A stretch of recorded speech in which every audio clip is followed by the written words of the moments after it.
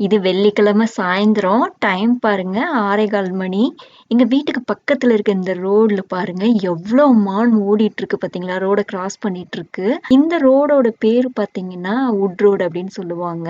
இது கொஞ்சம் ஒரு மலை மாதிரி இருக்கும். இங்கேருந்து பாருங்க அவ்ளோ மான் வந்து இதுக்கு முன்னாடி கொஞ்சம் போயிடுச்சு. எங்களுக்கு முன்னாடி வந்த கார் கொஞ்சம் மூவ் ஆயி போனதுனால வெயிட் பண்ணி, அதுக்கப்புறம் இது எல்லாம் கிராஸ் பண்ணி போயிட்டுருக்கு.